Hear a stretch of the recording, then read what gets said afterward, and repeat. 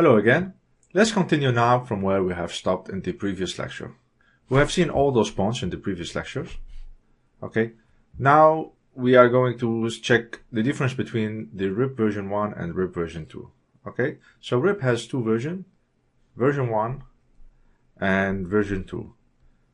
Version 1 is the oldest version, of course, and version 2 is the newer one. Now, for version 1, RIP sends the routing updates by broadcasting. So every time a router would like to update the nearby router by its routing table, it will send it by broadcasting. Okay, and it doesn't also send the subnet mask with the routing updates.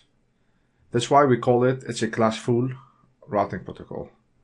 Sending and broadcasting, it's a big problem because broadcasting is not something that our network likes to have. Okay. So that's why I'd never recommend that you use RIP version 1. We are going to see in a moment, as an explanation, the difference between the RIP version 1 and RIP version 2. But let's just go through the 2 points here. Now, RIP version 2 send the routing update by multicast using the IP 204.0.0.9. So that's one of the major difference between RIP version 1 and RIP version 2. Here on RIP version 1, it's sent it by broadcasting, while on RIP version 2, it sends it multicast. And of course, also, it sends the subnet mask with the routing update. So anytime a router is updating its routing table to the nearby router using multicast, it will send with it the subnet mask. And that's why we call RIP version 2 a classless routing protocol. Let me go now and show you this picture. Here, as you can see, we have this network diagram here. Router 1 is connected to router 2, and here they have same range of IP addresses on their interfaces over here and over here, so there is a connectivity between the two routers.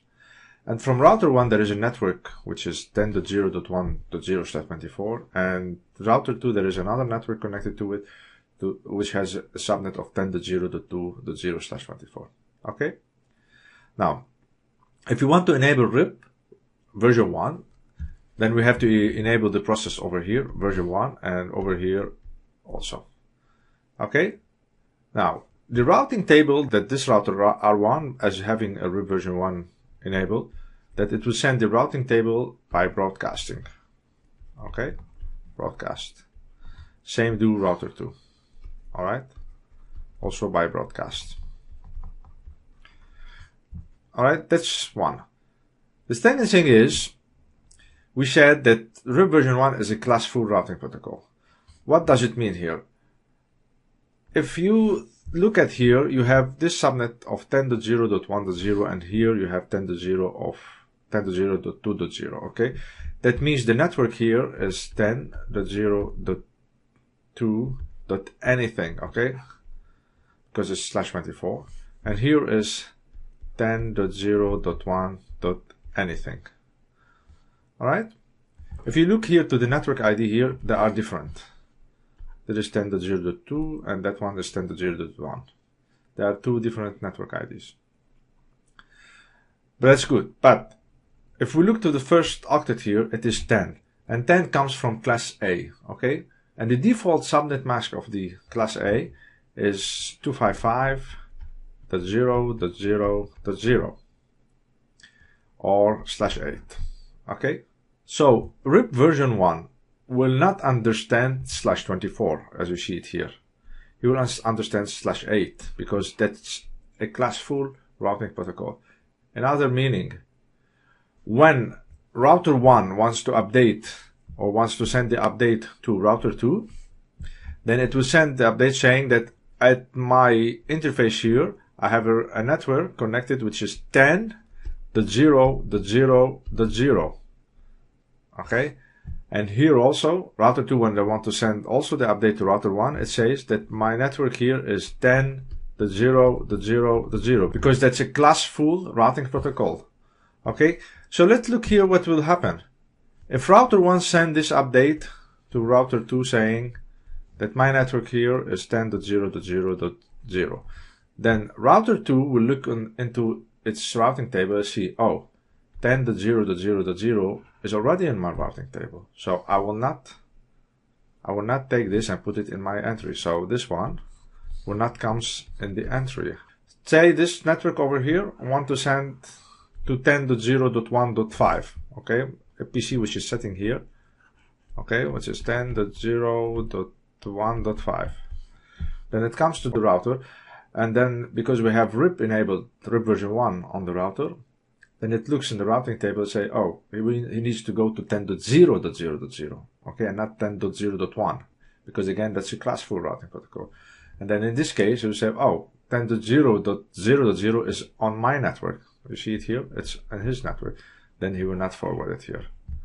And that's a major problem we can have on RIP version 1, okay? So if you want to use RIP, I always advise you to use RIP version 2, and I will show you in a moment why it's better to use RIP version 2. All right, now, if we use RIP version 2 now, version 2, and we have the same case here, what will happen is RIP version 2 send the update multicast,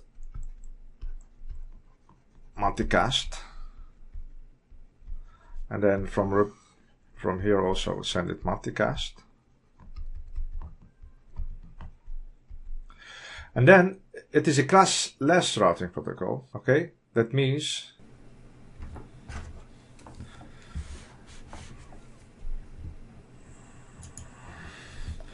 and now if you want to do the same explanation when using RIP version 2 on those two routers, again, we have the same case that in this side we have this network 10.0.2.0/24 and here 10.0.1.0/24, okay? RIP version 2 send the updates or the routing table, routing updates by multicast, okay? That's one of the difference between RIP version 1 and RIP version 2. And from here also to router 1 multicast. Alright? And then the routing update that it sent, it contains the subnet mask. Okay? That's why we call it is a classless routing protocol. That means when it sent the routing update, it will send with it the subnet mask. That means that in this case, when router, say from here, router 1 want to update router 2 about its routing table.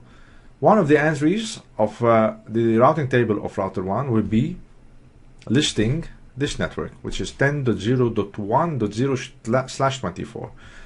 That means that router 2 here and its routing table will learn that to go to 10.0.1.0, okay, I have to send to this interface, to say this interface is Ethernet 1.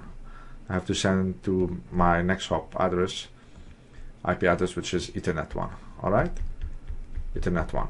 Then in this case, in case router 2 want to send a traffic to one of the network devices in this network here, then it will go to 10.0.1.0. Then this comes to here to the router. The router look in his routing table and he see, oh, I have an entry to 10.0.1.0, and then this entry says that I need to send it to my next hop IP address here, the gateway, and then from here the router, of course, he knows how to reach this network. Okay, same applies. Of course, you need to have the entry as well for here for 10.0.2.0. Also say that this is Ethernet 1 here, okay? Then router 1 knows how to send the reply back to this router. Okay, so this is one of the good things of RIP version 2, that it sends the routing, the subnet mask with the routing updates, that it sends it periodically to the neighbor routers. All right, so these are the two good difference between RIP version 1 and RIP version 2. There is also other difference, is that RIP version 1, it doesn't use authentication. We will see in a moment the authentication, okay? So that's for RIP version 1, while RIP version 2, it used the authentication. So you can do authentication between this router and this router, okay, in RIP, if you use RIP version 2. But in RIP version 1, you cannot do that. But again, RIP version 1 and RIP version 2, they are both under the RIP umbrella. They are both distance vectors. They have the hop count maximum 50. They work as we saw before the previous lecture about all the theory of RIP. So both of them, they are RIP dynamic routing protocol, okay, or distance vector dynamic routing protocol. All right. For me, if I want to work on RIP, I will always go and work on RIP version 2.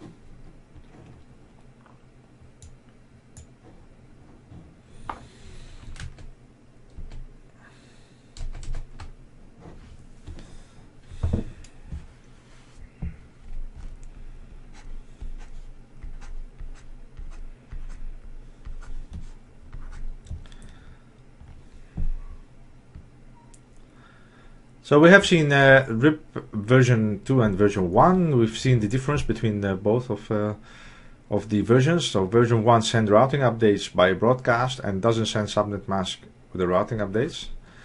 Version 2 sends routing updates with the multicast, using the IP 204.0.0.9. That's a multicast IP, and send the subnet mask with the routing update. And then RIP can do authentication as plain text or MD5. This point, let me just explain it to you. We said that RIP version 2 can do authentication, but RIP version 1 cannot do authentication. If we use RIP version 2, we can do authentication using either plain text or MD5. What's the difference? If we want to authenticate those two routers together inside the RIP process, okay, then in this case, the idea is if someone come and plug in a router here to this router, in a way he could get connected to the router, and he enabled RIP. If we don't have authentication enabled on the RIP process, then in this case he can really start receiving all traffic, the routing tables and everything, and then he can really do some problems to our network. All right, to avoid that, we can do authentication. Okay, so how to do the authentication? If we look here, we have or plain text or MD5. All right, we have two of the options in the authentication: MD5, plain text, or MD5. Plain text means that I do the authentication, but the password which is sent between the two routers, or the password set between the two routers, is plain text. Okay, so that means it is not encrypted. All right. While in MD5 we can add one layer of security here, and then the password will be hashed, or we can say it is more complicated for someone who could get access to our network to be able to capture the traffic and see what the password is. All right. So again, if you want to use authentication, you have to use RIP version 2, and I highly advise, if you want to use authentication on RIP version 2, to go and make the authentication MD5 and not plain text. All right, so all those points that we have seen in this lecture and the previous lectures, we are going to translate them into labs in the upcoming lectures. We are going to work to enable RIP. We have to do the authentication. We have to enable RIP version 1 and RIP version 2. Okay, we are going to do much more than that also. All right, my last point is to not use RIP in big networks, because as we said, we have limitation of maximum 15 hops, and as being an old routing protocol, there are many new routing protocols which came after that. One of them is OSPF, okay, but that's not a distance vector routing protocol. That's a link state routing protocol, but that's okay. OSPF is one of the best routing protocol if you want to plan to use routing protocol in your network. Okay, so RIP is good for small network, but when it becomes a big network, you will have a lot of problems, especially with the hop counts problems. Okay, so I highly advise on big networks to not use RIP and use OSPF instead. All right, so this is my lecture now. All right, so this lecture has finished. I hope you enjoyed it, and I see you in the upcoming lectures.